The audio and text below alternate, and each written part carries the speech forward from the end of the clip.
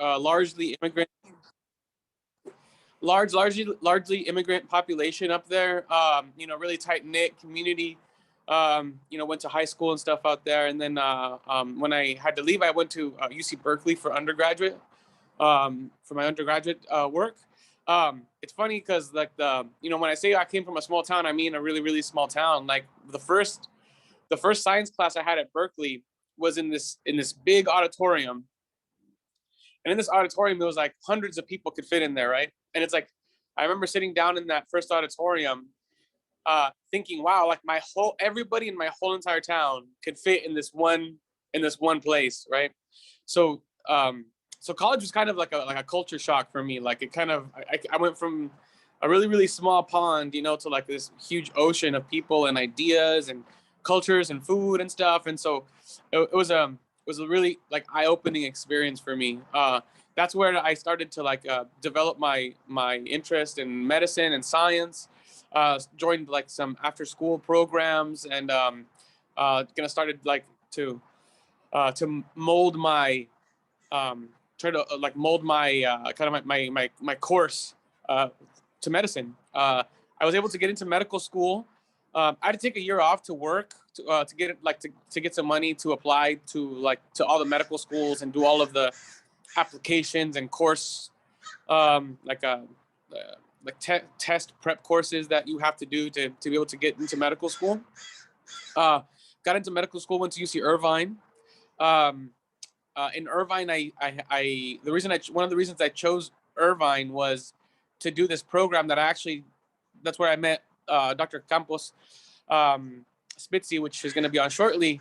And this was a program that was focused on the health and care of the Latino communities, right? So it's called the Prime LC program, the program in medical education for Latino communities. So that's where I met a lot of wonderful people, including Dr. Campos Spitzy and my wife, actually. So my future wife.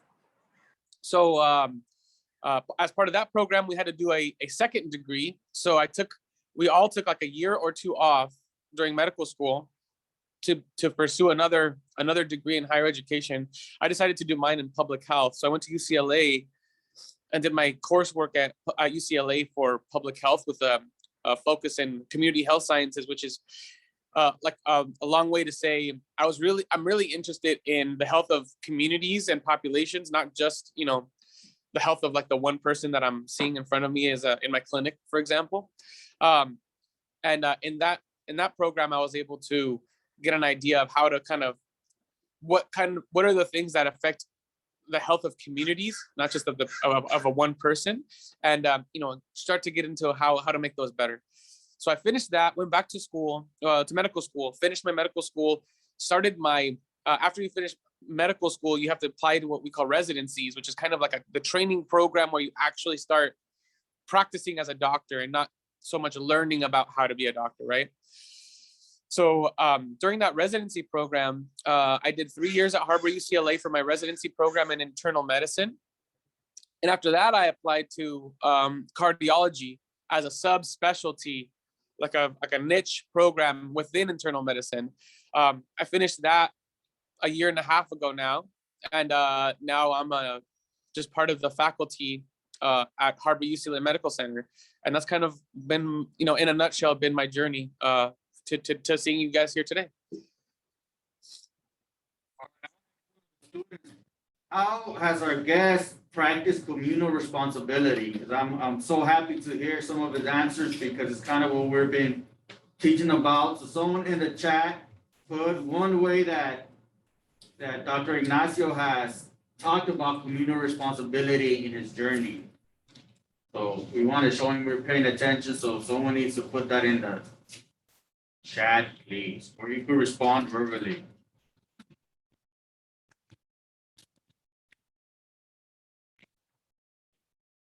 Or else I'm just gonna call on someone.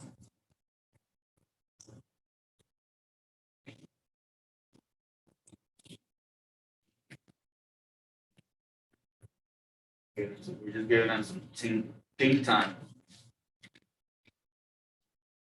All right. So let's have Larry. Do you hear him? What was something he said about communal responsibility, about helping the community.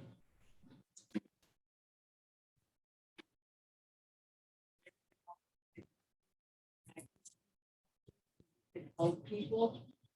All right, so I don't know your mic was on, but they said that you were a doctor, practiced being a doctor to help people. But specifically, what community do you want to help? So I'm gonna put that in the chat right now.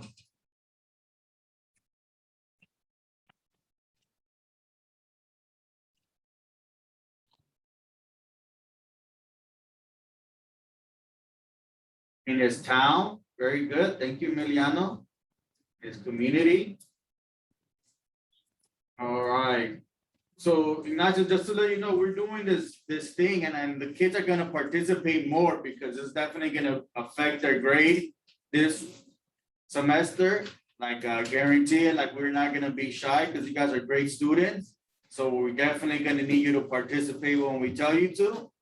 And they're doing this thing called agents of change. So we're practicing agents of change, and our big essential question is what's our responsibility within the community?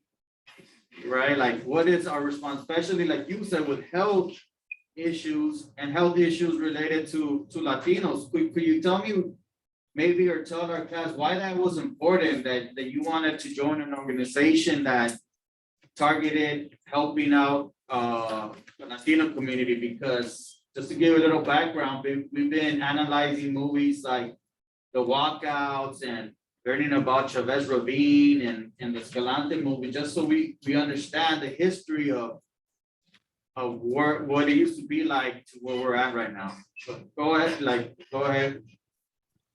What excellent like primary literature to focus on, right? Like it's incredible how the past kind of dictates or at least informs our future, right? So like all those things are like so incredibly important.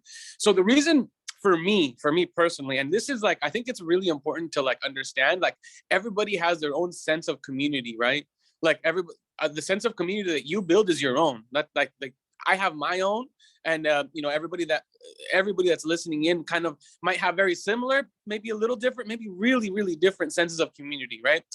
But the point is to give back and to feel responsible that you as a member and participant of that community, however it is that you define it, right?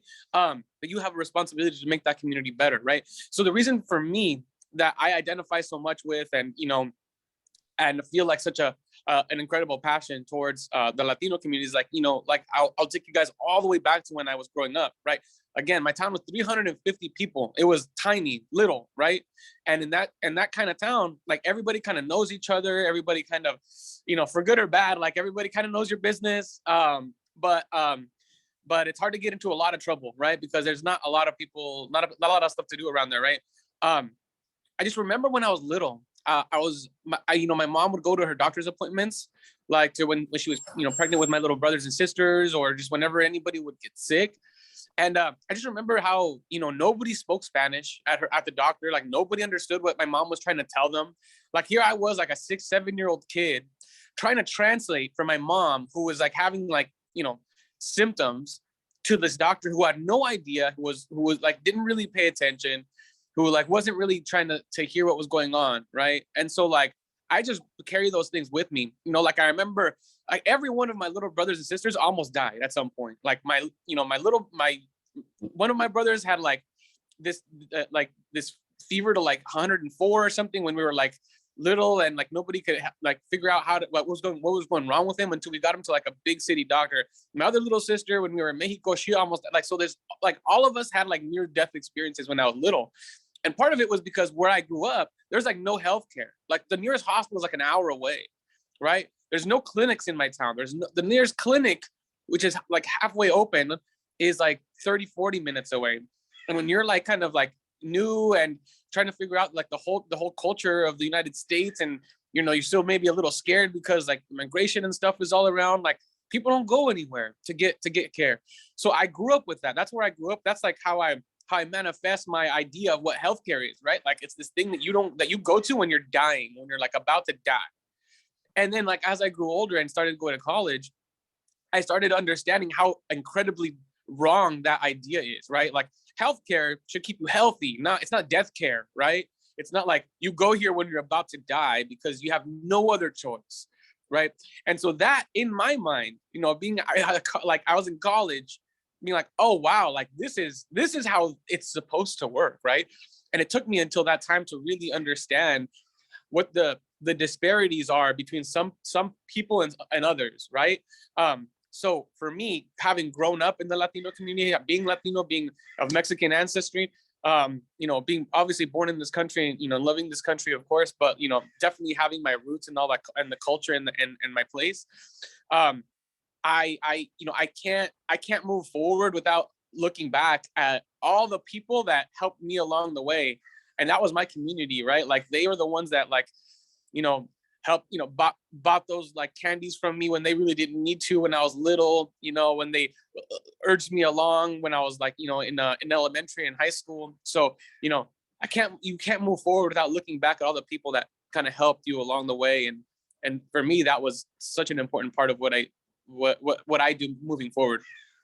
Oh, thank you, Ignacio. That's so awesome about how you bring in the community together. Before we introduce Brenda, I want all my students to put in the chat, what do they consider one of their primary communities? Because I heard you say like it could be different for everyone, and I definitely agree. Like, to you, who is your community?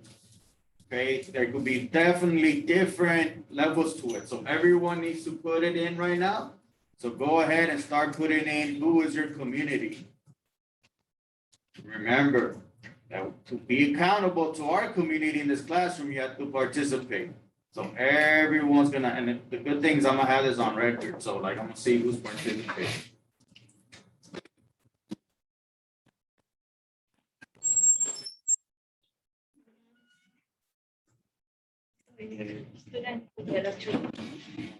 Awesome.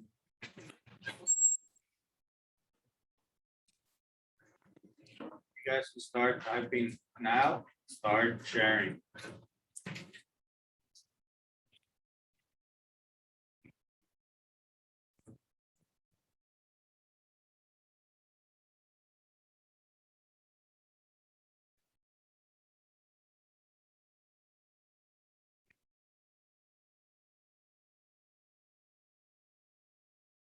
Right here, I consider my community to be my school. Somebody said Boyle Heights. Another one said Boyle Heights. Los Angeles. People in her neighborhood. Someone said their family and their soccer team. People in your town, Boyle Heights.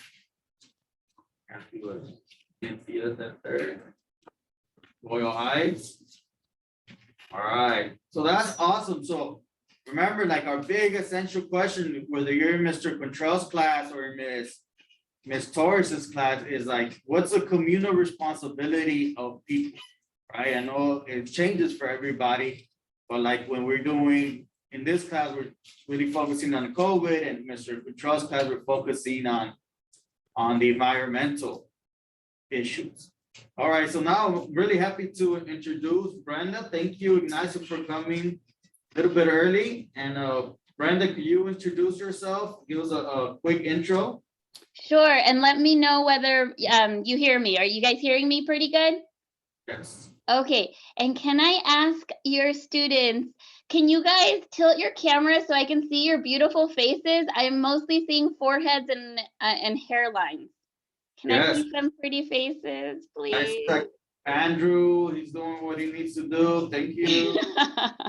And that, Becca, Diana, you need to put your computer up. All those wonderful air conditioning systems are great, but yeah, faces are much better. All so right. Down so you can show your head up. Me llamo Brenda Campos. My name's Brenda Campos. I grew up in Southern California in a tiny, tiny town called Rosemont. I was born in Burbank, which is close to LA, but when I was about in second grade, my parents decided to move to the desert because it was a lot cheaper to live there, and my dad found a pretty good job out there. My parents are both from El Salvador, so they're Central American immigrants, came back in the day in the 1980s to this country and had 4 kids. So I'm one of 4 children. I'm the 3rd child. My mom still only speaks Spanish, and so thankfully yo también soy bilingüe, and I love that. I guess fast forward, grew up, always thought I might want to be a doctor. I'm not quite sure what put that idea in my head. I always had that idea in my head. Like I said, came from a very small town, not like Boyle Heights at all. It was just a 1 street kind of town. We had the main street, and everything was on that street, from the post office to the gas station to the elementary school, the middle school, and the high school were all on the same street. So, you know, it was the kind of place where everybody knew each other. My parents were very religious when I was growing up. So when Mr. Cruz, when he asked what community meant, and I was trying to think when I was in, you guys are 7th grade, right? 7th graders, middle school. When I was in middle school, a lot of my community was actually the church I grew up in. So they were, my family, I had my parents, but my aunts and uncles lived far away. And so kind of our makeshift community was my church back then. I'm not super into church and religion anymore, but kudos if you still are. But yeah, I was just reflecting on community at that time of my life. Anyway, went to college at UC Davis, which is in Sacramento, you know, state capital. Well, it's close to there. It's about 15 or 20 minutes north. And became a pre-medical student there, took all the science classes that I needed to get into medical school. And then went to medical school, and that's where I met Nacho Velasquez. We went to a special program. Nacho might have already shared some of this, with a focus on the Latino community. So my heart has always been to give back to the Latino community. I grew up around like that fake family that I was talking about. My church family, from when I was young, was made up of a lot of construction workers and housekeepers, and people who weren't getting paid very much because people knew that their employers knew that they were undocumented, so they were allowed to really take advantage of them. And that always broke my heart. Even when I was young, I understood that that was not fair, and I wanted to make a difference in some way. And I was pretty good at school, and I figured that that could be a way I could give back to my community. And I love what I do every day. I want to say at least 90% of my patients are Spanish speakers. I do family medicine. So our little tagline is we do cradle to grave. I used to deliver babies as of less than a year ago, although I stopped doing that. But would deliver babies and take care of the pregnant mom through her pregnancy. We'd have the baby, and then the baby would become my patient. And I've been at the same clinic for 7 years now. So some of the babies that I caught are 7-year-olds now, which is crazy to me.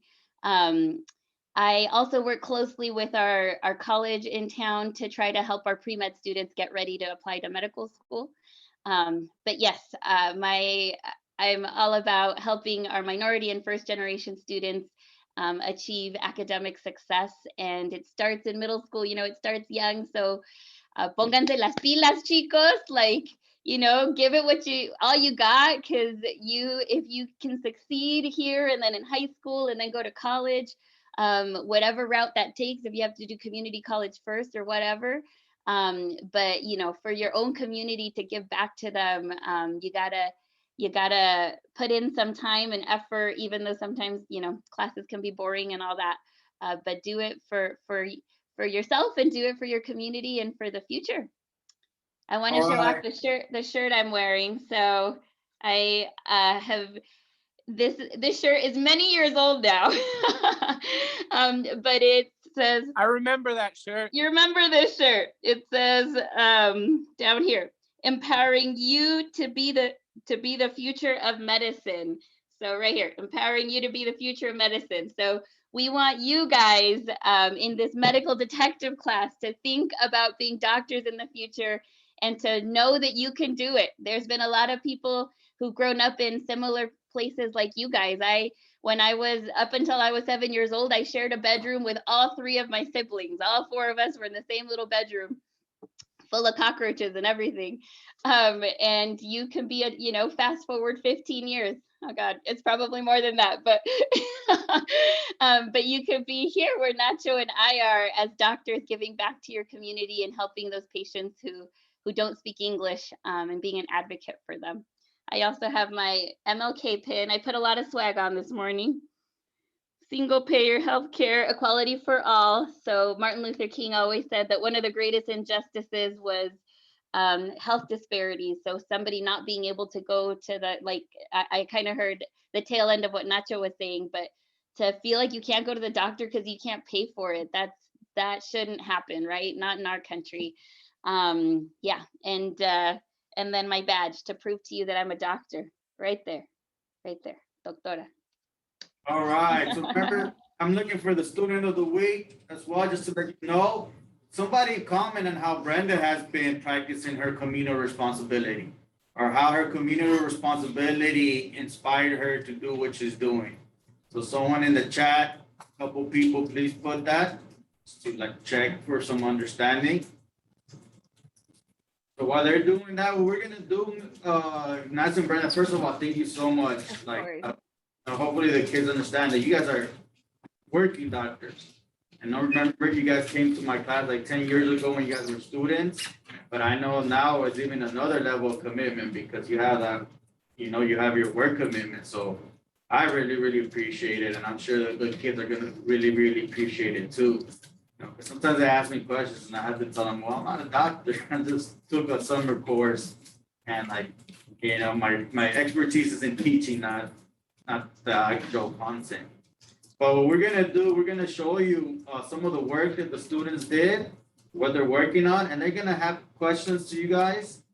They're related to COVID. I know it might not be each person's specialty, but you guys could just share any information with us on that. And that would be great. Let me see for the technical difficulties. All right, so this is what they've been working. We've been doing COVID campaigns. Okay. Move this over here. I have a dual screen, so it gets confusing sometimes.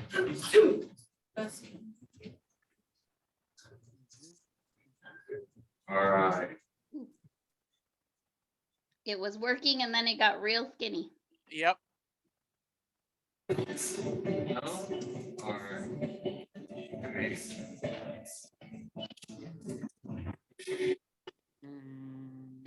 Oh, there we go.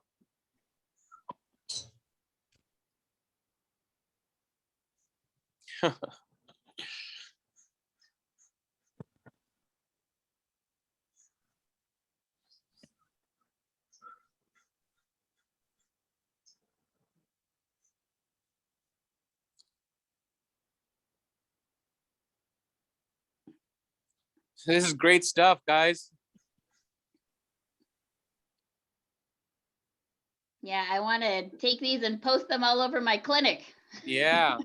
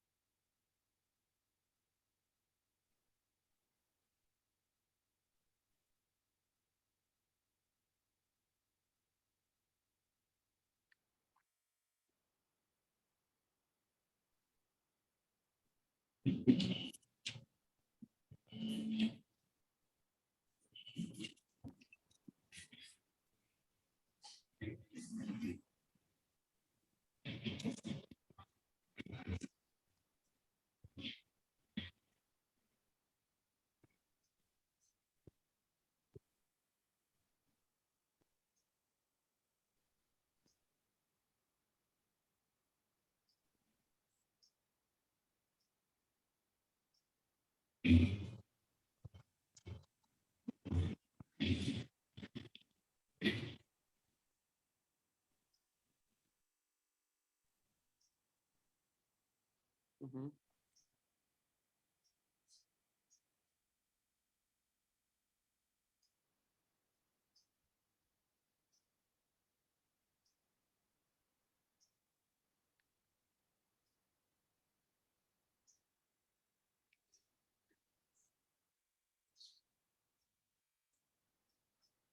This is seriously awesome, guys. Yeah.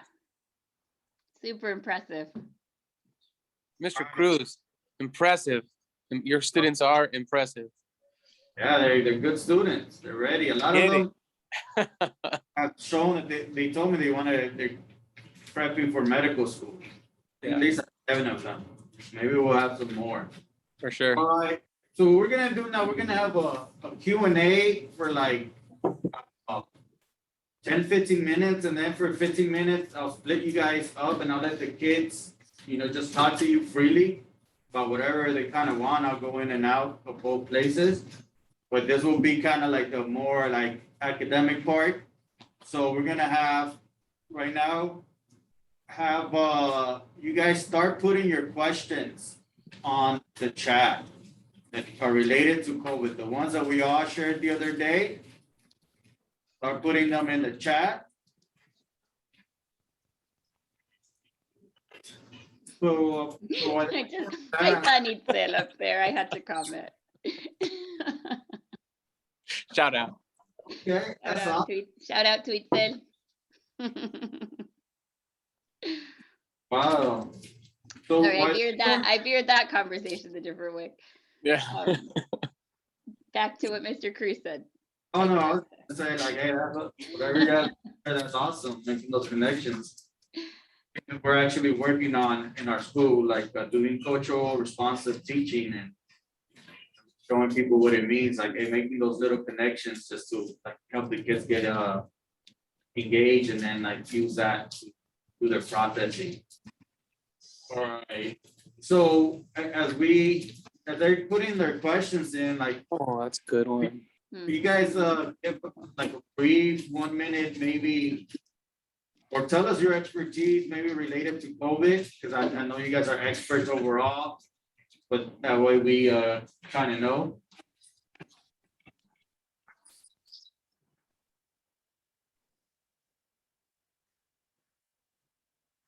All right, let's just answer these questions on the tab. Yeah. Those are some Alright. great questions already. Yeah. So let's go. What or how is the format? Do we just answer right now, or are we splitting up yet or not yet? No, we're gonna split up the like unstructured time. Okay. Right here, how do you deal with your mental health when treating patients with COVID? Or just patients overall? Dealing with, delivering babies or people that have heart conditions. Like, how do you deal with it mentally to take care of yourself? I'll let Nacho start and then I'll follow. All right. So so that's such an important question. And like I think it's really important because like it's a question that as we were, I don't know, Dr. Campos could comment to her, but as I was going through, I think my own mental health and like my health, I was always like such like on the back burner. Like it was never like the most important thing that I had to do. You always have all of these things, like, you have all of this work to do. And your own, like my own mental health always kind of came last. It wasn't until honestly, like in the last couple of years after I started having my kids that I was like, wow, like if I work myself to death, right, it's not just me that it affects, right? Of course it affects me and that's not a good thing, but if it affects like so many more other people. So what I've started to do to like make sure that I stick with my mental health is to have one or two things outside of medicine, outside of just like work, that I truly love to do. And like, I always make time for that, no matter what. Like, even if I know that, I'm not going to get like, as much sleep as I would have otherwise, or whatever, I always make some time. So for me, it's become one of my kids, my son plays soccer, and I love practicing soccer with him and seeing him play soccer. It's like one of the things that keeps me happy and motivated. And so, 3 or 4 times a week after I get home from work, we just go out and we just go practice soccer, and we just gotta play soccer together. I watch the soccer games. And so I think in general, keeping your mental health is like so important, which is why I think the question is awesome. And my advice would be just to like have 1 or 2 things. Obviously you got to get work done, right? You can't just like not do things that you're supposed to do, but always have that 1 or 2 things that you really love to do, that make you happy, that make you motivated, that make you happy to get up in the morning. And like always have those with you in your life somehow, right? Whether that's dancing or music or video production, whatever it is, right? And it might change, but yeah, that's what I would recommend. That's what I do, and it's helped me out like tremendously. Yeah. I want to say, like, I'm sure Dr. Velasquez already mentioned this, but he's married to Dr. Chinchilla Velasquez. I forget if she hyphenated. Yeah, she did. It's okay. She did. No, none of that. Too long, way too long. Whatever. But she is an ICU doctor. She's a pulmonologist. So her specialty are the lungs, and she works in the ICU in the Los Angeles area. So as you can imagine, she has like lived every moment of the last 2 years. It has been COVID. That's her whole like medical existence. So yeah, like, and then Nacho's her support system, and obviously it's hit everybody, but I feel like in her line of work, it's probably definitely hit the hardest. So I'm always impressed with seeing their Facebook pictures and that they are keeping their mental health. And I just saw the most adorable family Halloween pictures of Peter Pan that you've ever seen in your life. And I really admire that about them, that they, as a couple who are both in healthcare, with Dinora working like ICU shifts and just seeing COVID over and over and over and over and over and over again, they've been able to really stay balanced. And I think that's really important. I was delivering babies up until January of this year. And because of that, I wasn't allowed to see anybody with COVID in the clinic. They were protecting our postpartum and newborn population because I worked in the hospital once a week. But starting January of this year, I actually stopped delivering babies. And so I started working COVID clinic in our clinic. And the clinic that I work, we call it a safety net clinic. So what that means is when you don't have insurance or you have Medicaid and it doesn't cover as much as it should, we're the clinic you go to because we're the most affordable clinic in our town, and we're a huge clinic in our town. We're not Los Angeles, but for our town, we're the biggest clinic. And so the patients who've been the most sick with COVID have been the patients that come to our clinic, and we have been able to keep the doors open. Whether you have a cough, fever, or shortness of breath, which are kind of what we call the 3 cardinal signs of COVID. There's a lot of other symptoms, but those are kind of the 3 big ones that we focus on. So for those, we see everyone. We never closed our doors to anybody with a fever, and we just figured out a way to put them in a different waiting room so that they're not spreading the virus to healthy people. And then when I see them in clinic, we call it COVID clinic, and it's 10 hours that I work, and it's in full PPE. So I wear my N95, I wear a face shield, I wear a gown, I wear gloves, and I change out for every visit because every patient I'm seeing that day is there because they're concerned they might have COVID. And unfortunately, the positivity rate in our county has been actually pretty high. So mental health wise, it actually, believe it or not, because I only do that once on Thursdays is my COVID day. So I work COVID clinic all of Thursday. I really love it. My father-in-law, and I'm going to get a little bit emotional, but my father-in-law passed away January of this year from COVID. So that's my husband's dad. And I've been married for a long time. So he was kind of like my second dad. I've known him for almost 20 years and kind of grew up with him. And he passed away from COVID, in January. And it was right before the vaccine was available. Literally weeks, which is heartbreaking for me. Like If the vaccine had come out like 1 month sooner, he would probably be alive. And so anyway, the virus has like struck really close to home for us.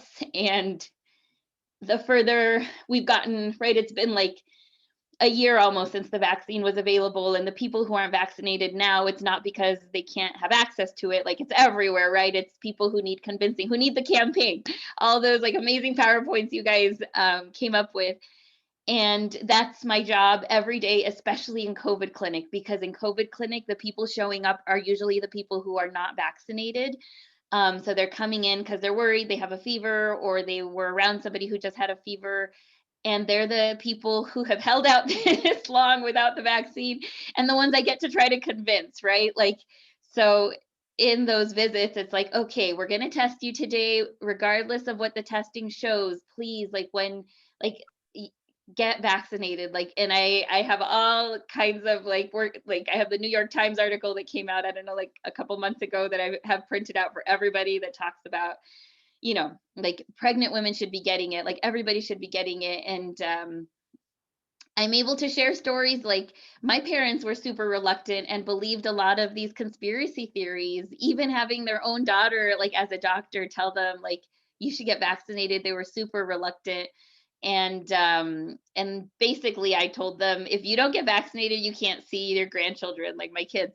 And it wasn't because I was trying to protect my kids from them. I just knew that they would do it because they can't go without seeing the kids. It was, I wanted just them to get vaccinated for them, not for my kids, but it was a way to do it. And it worked. And I think they're very grateful for it now. And so when I see my patients who are really reluctant, especially the ones who've heard like this or that on the internet, I tell them, like, if you were my mom, I would force you to get vaccinated, because I forced my mom to get vaccinated. Like, that's, I just believe in the vaccine and it working so much.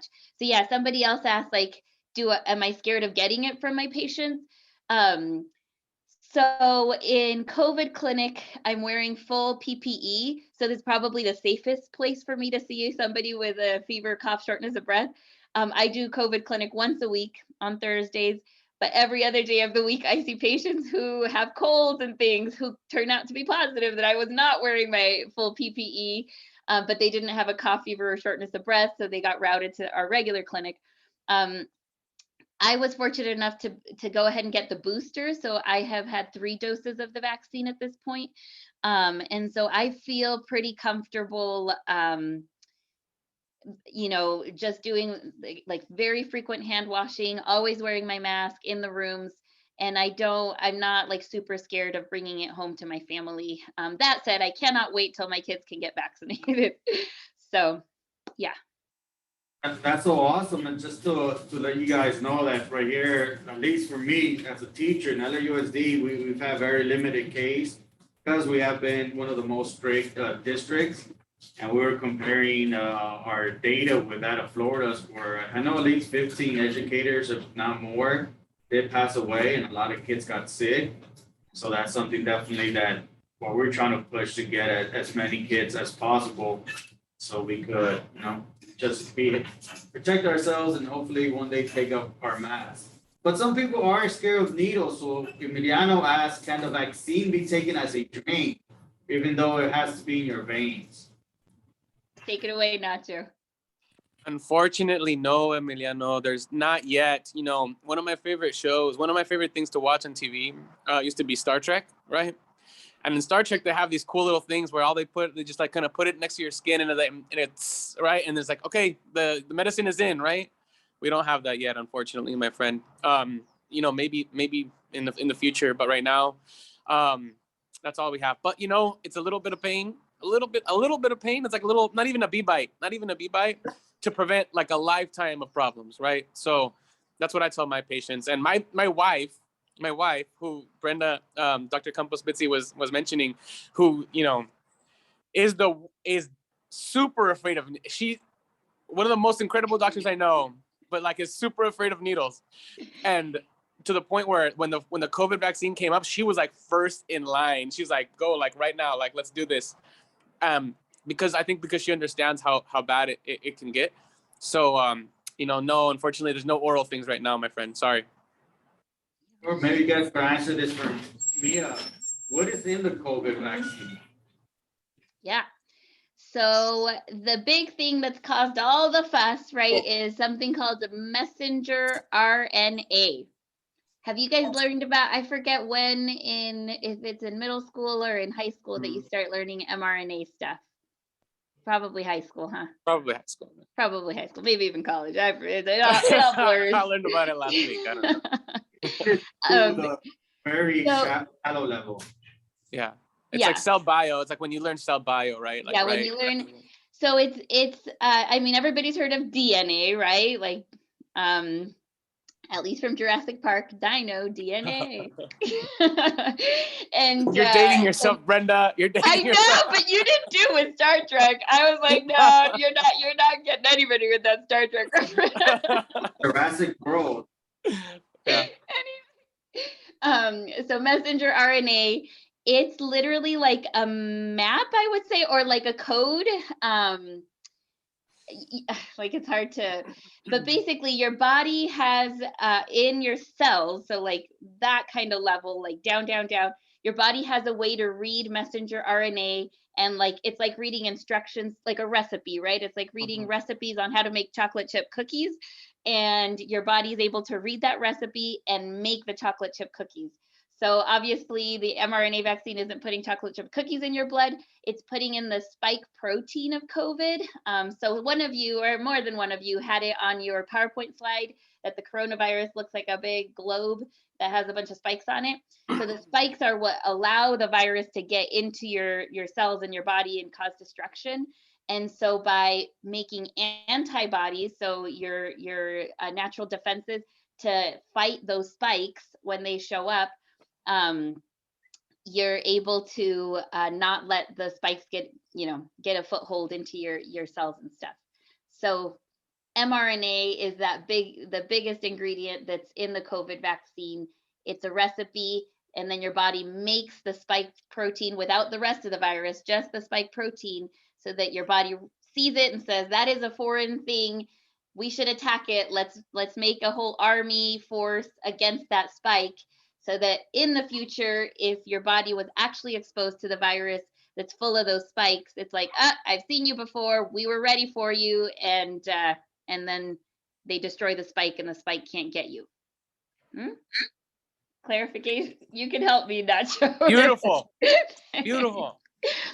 Totally. Yeah. It's the same. The way that's exactly right. The way I usually describe it is like, every cell in our body has like machines, right? Like little tiny machines that make your cells work, right? And one of those machines, their job is to read the mRNA that our body makes to make the proteins, right? That's what mRNA does. Is it's kind of like the instructions on how to make proteins, like chocolate chip cookies, right? And so what we did, what some very, very intelligent scientists have done, is say, well, I'm going to introduce a new recipe into this machine, right? And I'm going to make it make this protein, just the protein, not the virus, just that one protein, right? I'm going to make it make that protein so that our body can see the protein and say, that's weird, and like attack it, right? The thing is, the mRNA, after, just like our mRNA in our body, like after it's done its thing and it's provided those instructions, it gets chewed up by the other machines in our bodies, right? It gets chewed up and it's gone. It doesn't last very long in our body, right? And so all you're left with is a bunch of spike protein, and our bodies see the spike protein and it does its thing. Our immune system is awesome, and it attacks and it remembers that spike protein, so that if the COVID virus actually came in and saw those spike proteins on the virus, say, I know what to do with you. And it attacks and kills it. And that's it. That's what it is. What the vaccine does not have in it, okay? It does not have in it is like, I don't know, man. Like I'm lost with all the I lost track of all the like conspiracy. It doesn't have microchips. It doesn't have like nanobots. It doesn't have any of these things. It's not like the first vaccine ever. They've been using the technology, mRNA vaccine technology, for a long time. Okay, this was just the first time it was done in like mass quantities. Why? Because thank goodness we had the technology available and figured out. So now you can make it on a global scale, because hey, we're in a global pandemic, right? So that's what happened. Okay. All right. I think what Natalie wants to ask a question I'm gonna add to what one of the students asked on Friday is how does the vaccine affect your body and what about the long-term effect of the vaccine on your body?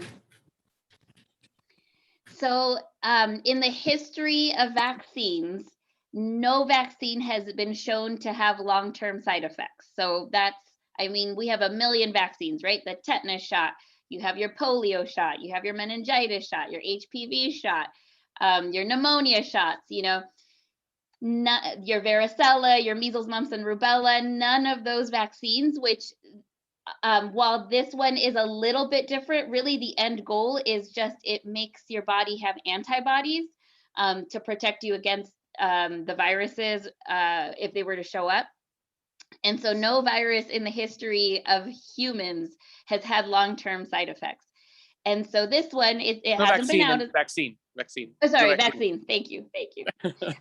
This one obviously hasn't been out as long as the other ones, but up until now, we have not seen long-term side effects with the COVID vaccine, as opposed to the virus. The virus, I think Nacho is probably, Dr. Velasquez is probably seeing a lot of the same stuff that I am of like, it's been a year since I had the pneumonia and I still feel short of breath. I still can't do everything I used to be able to do. It's been a year since I had the virus and I just feel so tired all the time, or I still have this headache, or I still can't taste anything. That I've heard over and over and over. And then people ask me, when will that go away? And I tell them, this is a new virus. It might never go away. I hope it does. Like, I hope this isn't permanent, but yeah. So, I've seen a ton of patients who've had the vaccine, a ton of patients who've had COVID. And I tell patients, if you're worried about long-term side effects, the vaccine isn't where you should be worried. You should be worried about, even if you have a mild case of the virus, what those long-term side effects might entail. Another question that a student had is maybe it's relevant to Nacho's family is when you're dealing with COVID patients, do you have to be quarantined? Yeah, so that's so interesting because at the very beginning of the pandemic, we had no idea what was going on, man. Like, and our healthcare providers, like I know that like maybe you guys remember or not, but like there was this like healthcare heroes and all this stuff. Man, I truly think that's true because all these people that were taking care of COVID patients at the time, we were working in the dark. People like my wife were working in the dark. They're like, well, this is what we hope like protects us, but like who knows, right? So for the longest time, man, like my wife would come home and like not touch her kids. She would go straight to the shower, like hot showers for like forever. Like her skin would be raw because she would be like wiping like soap, and so luckily now we've kind of like Dr. Campos Spitzi was alluding to, we've found that our PPE, personal protective equipment, along with hand washing and good hygiene, even in the patients that have COVID, like when you go into the room with the patient that has COVID, if you do all those things, the chances of getting it are very low. Okay. Now that's not to say, like today, my wife is going to the ICU. She starts another ICU shift today. She's on her way out.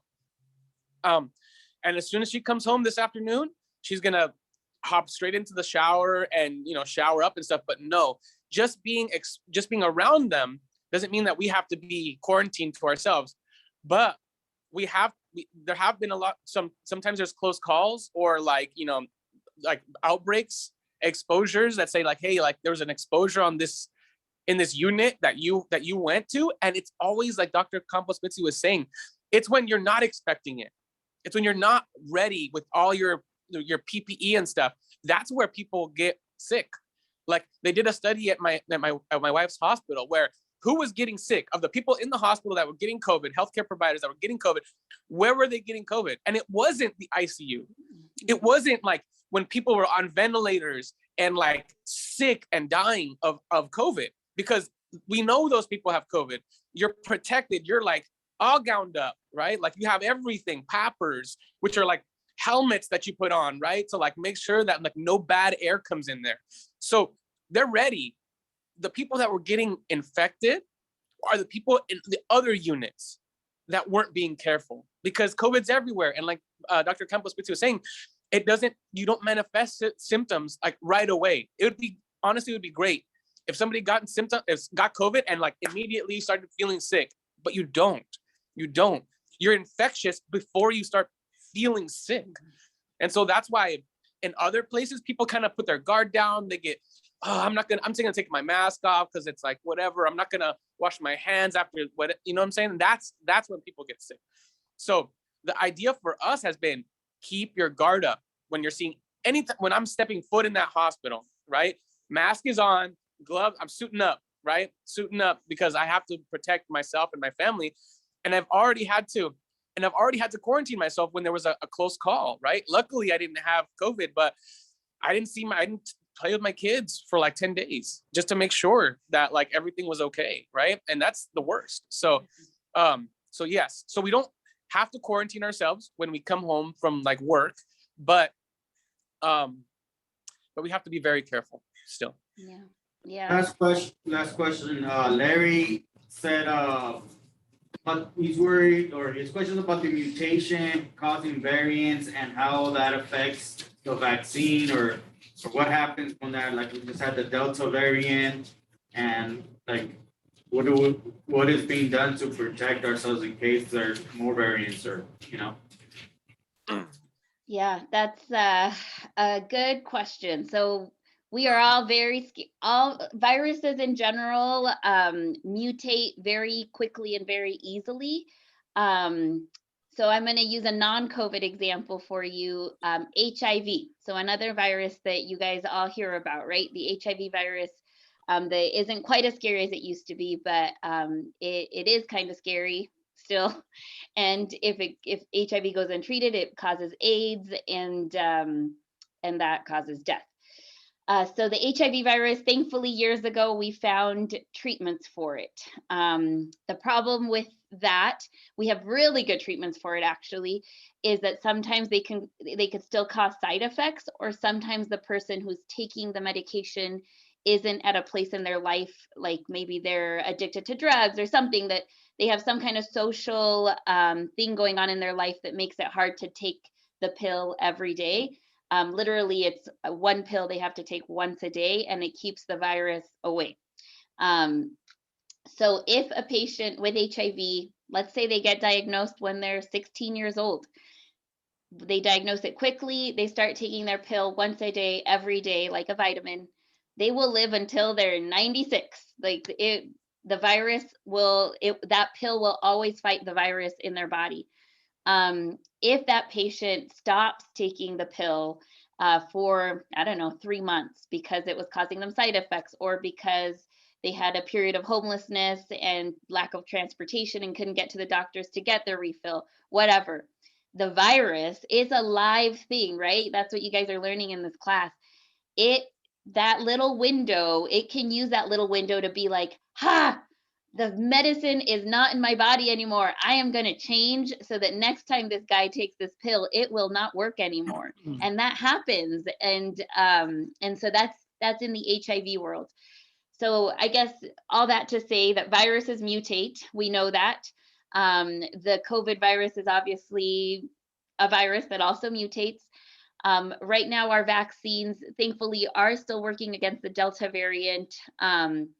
But yeah, the fear is if we don't get herd immunity, if the majority of people don't get vaccinated, that we can continue to have mutations that the vaccine will not be effective against. So my husband's also a doctor, and he's obviously on a personal mission to get everybody vaccinated. And some people say, you do you, right? Like, you get vaccinated. I'm all about individual freedom. Like, I think my immune system works and I don't need the vaccine. So you go ahead and get yours. I'm not going to get mine. We'll all be fine. We can all live like happy and in peace with each other.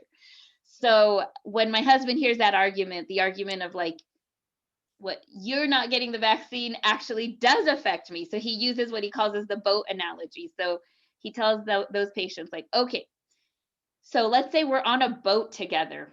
Like, we're on a boat and you and I are sitting here, we're on our way to, I don't know, New York. And that guy starts poking holes in the bottom of the boat. Like, WTF, right? Like, quit poking holes in the boat. Like, you're not going to be like, you do you, like, go ahead, poke all the holes. We're just going to chill over here and we're going to not poke holes and you're going to poke holes and we're all going to be fine. No, that's not how it works. If you don't get vaccinated, the boat sinks, like, and that affects me. So that back to the variant, if people don't get vaccinated now, like, the virus might mutate and we might be in the same boat where we don't have a vaccine again and the boat sinks, right? So I think it's a valid fear. It's a fear in the healthcare world, in the public health world, that that if we allow this, if we don't just stamp it out, that it can mutate and that we might be in the same boat that we were 2 years ago as opposed to where we are now. And just to put a pin on it, this isn't like in the world of medicine, this is not a controversial topic. Sorry, 1 second, my little girl is Your little voice. Hi. Okay, sorry. Okay, we're good. So again, sorry. It's not a controversial topic. This has happened since time immemorial, right? So your flu, right? The Spanish flu almost killed like everybody on earth, right? The H1, I don't know if you guys remember H1N1, when it happened, like, everybody was freaking out about it. Like the swine flu, everybody was freaking out about it. Like the bird flu, remember the bird flu? Everybody was freaking out about it. All these things, the difference between the bird flu, the swine flu, the Spanish flu, like all these things is just mutations. It's a mutation. One mutation makes everything your body has done to learn about that virus, to stop the virus, is gone, because that virus now evades those defense systems. It's not a new thing. It's happened it's happened forever, right? But with COVID, now add to COVID at the fact that COVID-19, or now COVID, all the rest of the strains are on a worldwide pandemic proportion, right? So this could happen. And to Brenda's point, if you don't suppress all of the COVID, then strains will emerge. They will. It's not a question of if, it's when, right? So we're in a race against this virus. Humanity is in a race against this virus, just like it's in a race against every other virus, to see who's going to adapt first, right? Hopefully it'll be us, because everybody will get vaccinated and will squash out the transmission of the virus from one person to another, right? Hopefully we'll win. I think we will. Because we have some very smart people, both making vaccines and talking to you guys, and you guys are going to be a part of those very smart people that like kind of disseminate good information to everybody. But yeah, man, this isn't a new thing. This has been happening forever. And vaccines can be super effective. So I always like to bring up the polio example that maybe you guys have already learned about. But like polio, I know in your lifetime it has not been a thing. But like, for example, one of my best friends actually from medical school, Joanna Hernandez, her mom, so who's like my mom's age, she walks with a little bit of a limp because one of her legs is really skinny because she had polio when she was a kid. So like the people who had well, then their country freaked out. Polio, right? It was affecting children. It was causing like these like leg deformities and things. And they went on a mass vaccination campaign. People got vaccinated back then. And now we don't deal with polio anymore. Like I, as a family doctor who treats children, have never seen a case of polio in a child. Like this country eradicated polio. And to me, like, I'm like, wow, like we do have the power to do this. We've done it before. Our country, it's not like we've been around that long, right? As a country, like in our short history of the United States of America, we eradicated the polio virus. Like, why can't we do that with the COVID virus? Like, why can't we all unite against this stupid virus and kill it? But I'm hopeful with Nacho that humans will win against the virus mutants. So much for your, being here and answering these questions. Well, I'm gonna try to do an experiment in the next just 7 minutes. We're gonna do breakout groups. Feel free to ask kids questions. I don't really have a structure. Students, feel free to ask questions yourself. All right. So I'm gonna try to see how this experiment goes, so we can have more kids And I'll make sure you guys are in different ones. Okay.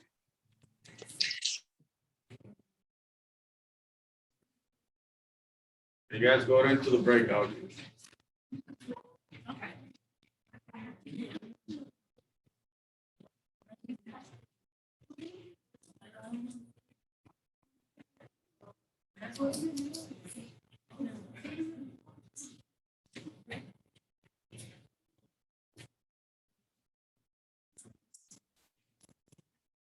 Are you?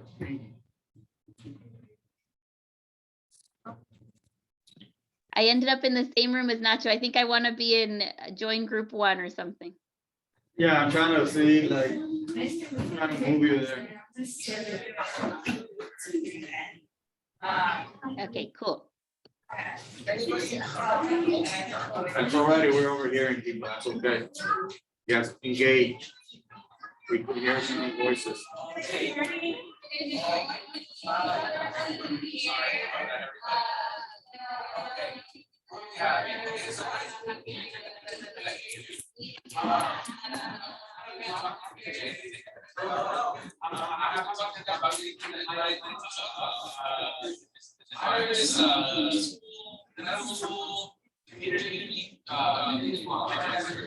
Does anyone have any questions that they didn't answer in the meeting room? And there's another final question I have not been answered. So I think you said we're trying to budget our most effective moving.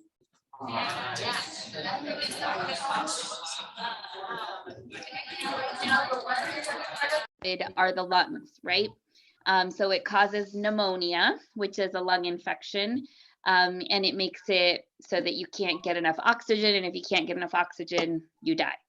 But what we found is that it actually doesn't, like that's the deadliest part of your body that it affects, but it also just talking to them. I gotcha. So that's funny. I wish my wife would have been able to talk to you guys today too. Unfortunately, she's like I said, she started ICU today, so she didn't have time. But she grew up actually really close by. So I grew up in Northern California, a little bit different than Boyle Heights.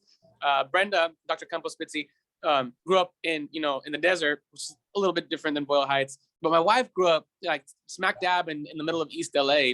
Went to school there, and so it would have been really nice for her to talk to you guys about her experiences. It might be a little bit more similar to your guys's than ours, but same. Like I said, there's a lot of ways that one could have similar experiences to each other, right? So, is anybody thinking about medicine later on in their career? Yeah, for sure. So, Mr. Cruz is a wonderful resource. He obviously has access to us, and just let him know and work closely with him and work hard. And I know that me and Dr. Campos Spitzy will probably be around, God willing, for a while, and we'll be happy to help you guys in any way that we can. 296. Oh, nice. Lots. So yeah, so guys,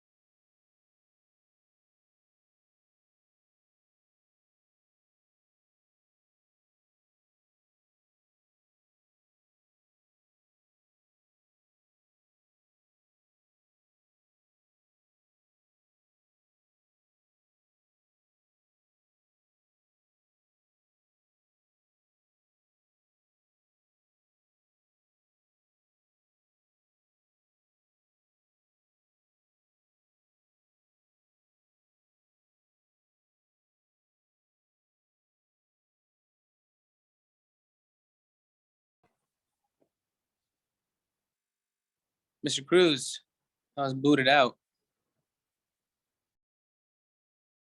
Oh, well, thank you guys so much for joining. You guys put the volume down. We had a problem with the echoes, so I had to figure something else in the future for breakout groups. 'Cause Uh-huh. it was too chaotic right here, like with all the echoing. But thank you so much. Our class is about to end. I wish we had more time, but thank you so much. I mean, students, what do you say about this great experience that you had? They're saying thank you. I don't know if you guys heard it. Or write it in the chat, your message, your final messages to them. I was wondering, can you email me some of their campaign posters? I would really Sure. honestly love to put them up in my clinic. For sure, for sure. Thank you so much. Like, we'll do that. That would be awesome. And I'll send you pictures. All right.